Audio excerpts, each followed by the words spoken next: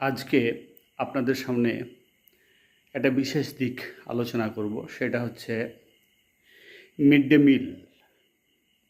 আপনারা জানেন যে স্কুলে বর্তমানে সেন্ট্রাল গভর্নমেন্ট এবং রাজ্য সরকারের যৌথ উদ্যোগে প্রতিটি স্কুলে মিড ডে মিলের ব্যবস্থা করা হয়েছে।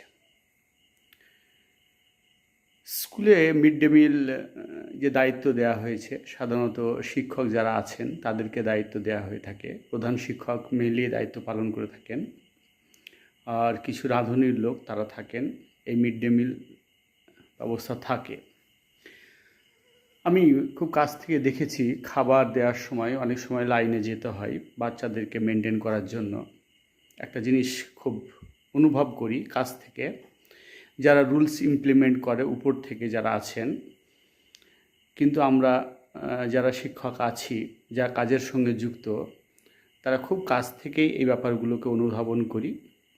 বিষয়টা হচ্ছে, একটা ছেলে বা মেয়ে ক্লাস 5 থেকে শুরু করে 8 পর্যন্ত এই যে মিড ডে মিলের ব্যবস্থা হাই স্কুলগুলিতে, 8 পাস করে যখন 9-এ চলে যায় তাদের জন্য আর খাবার ব্যবস্থা থাকে না।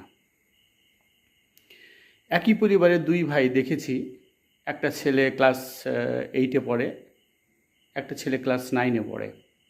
দুই ভাই তারা ক্লাস 8-এ পড়ে বা 7-এ যারা পড়ে, তারা টিফিন হলে তারা খাবার খেতে যায়, থালা নিয়ে গিয়ে মিড ডে মিল খায়। আর যে 9-এ বা 10-এ উঠে গেছে তার জন্য খাবার বরাদ্দ থাকে না। আপনারা জানেন যে গ্রামাঞ্চলে অনেক মানুষ আছে নিডি পরিবারের, তাদের বেলা 9টার সময় বা 10টার সময় বাড়িতে খাবার রান্না হয় না, ভাত রান্না হয় না।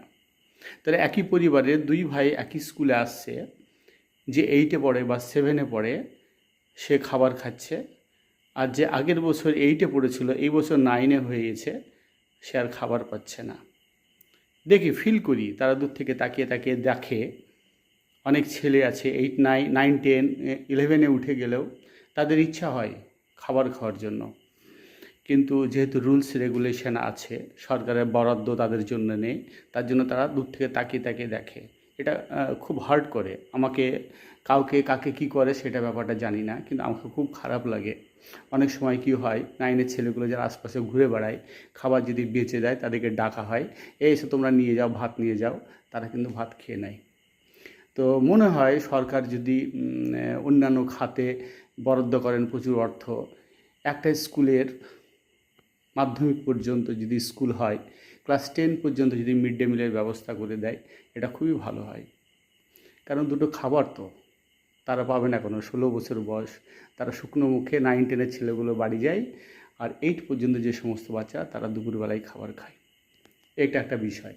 আর দ্বিতীয় বিষয় যেটা বলবো, আপনারা জানেন মিড ডে মিলের একটা বড় উদ্দেশ্য, সেই উদ্দেশ্য হলো যে আমাদের সামাজিক যে ভেদাভেদ আছে, উঁচু নিচু, ছোট বড়, এই যে বিষয়গুলো আছে, মিড ডে মিলের মাধ্যমে আমাদের এই যে প্রথাগত বিষয়গুলো অনেকটা স্বাভাবিক হয়ে গেছে। আমরা যখন বাচ্চা অবস্থায় পড়াশোনা করতাম, অনেকে বোতলের জল খেতে চাইতো না, কারো বোতলের অন্য বোতল, কিন্তু এটা আস্তে আস্তে সামাজিক যে প্রতিবন্ধকতা, একে অপরকে ঘৃণা, হ্যাঁ, নিচু ভাবা, এই বিষয়গুলো কিন্তু অনেকটা আস্তে আস্তে চলে গেছিলো মিড ডে মিলের মাধ্যমে। যেহেতু এক জায়গায় রান্না হয়, বিভিন্ন কমিউনিটির লোক, বিভিন্ন সম্প্রদায়ের মানুষ তারা রান্না করেন, এবং সমস্ত সম্প্রদায়ের মানুষ তারা রান্না খায়। এই মিড ডে মিলের মাধ্যমে যে যে ছোঁয়াছুত, এই বিষয়গুলো অনেকটা কমে গেছে। তো মিড ডে মিলের একটা বিশাল বড় বড় বিষয় আছে এই বিষয়টা। তো আমাদেরকে লক্ষ্য রাখতে হবে যে আমাদের মধ্যে, আমরা তো সবাই মানুষ, সেই এক ঈশ্বরের সন্তান, আমাদের মধ্যে ভেদাভেদ থাকা উচিত নয়, আমরা সবাই সমান। তো মিড ডে মিলের যে বড় একটা উদ্দেশ্য, সেই উদ্দেশ্য এইটাই, যে সামাজিক প্রতিবন্ধকতা দূর করা। তো মিড ডে মিলের সিস্টেমের মধ্যে এমন কিছু যেন না হয় যাতে করে আমাদের মধ্যে সেই মধ্যযুগীয় মানসিকতা সেটা থেকে যায়। আমরা সবাই এক। যখন স্টুডেন্ট বা ছাত্র বা ছাত্রী যখন কোনো স্কুলে বা মাদ্রাসায় পড়তে আসে, সরকারি মাদ্রাসায়, আমাদের দেশ ধর্মনিরপেক্ষ গণতান্ত্রিক রাষ্ট্র, সব স্টুডেন্ট একটা শিক্ষকের কাছে, সমস্ত স্টুডেন্ট সমান, কেউ বড় নয়, কেউ ছোট নয়, সবাই অল আর ইকুয়াল।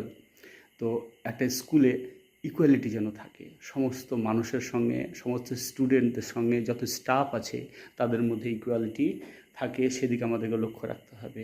আমাদের ভারতবর্ষ গোটা পৃথিবীকে গাইড করে, রাস্তা দেখায়। ভারতবর্ষের যে একটা বহুমাত্রিক যে বিষয়টা আছে, ইউনিটি ইন ডাইভার্সিটি যে থিঙ্কিংটা আছে, সমন্বয়, সর্বধর্ম সমন্বয় যে চিন্তাধারা এই ভারতবর্ষের ব্লাডে, পালসের মধ্যে প্রবাহমান, এই এই এই এই যে বিষয়গুলো, একটা সংকীর্ণ গণ্ডির মধ্যে যেন আমরা নিজেকে সীমাবদ্ধ না করি। ভারতবর্ষ তবেই এগিয়ে যাবে যখন আমরা সবাই মিলেমিশে একটা সুস্থ স্বাভাবিক চিন্তার মাধ্যমে সমাজকে এগিয়ে নিয়ে যেতে পারব। ধন্যবাদ।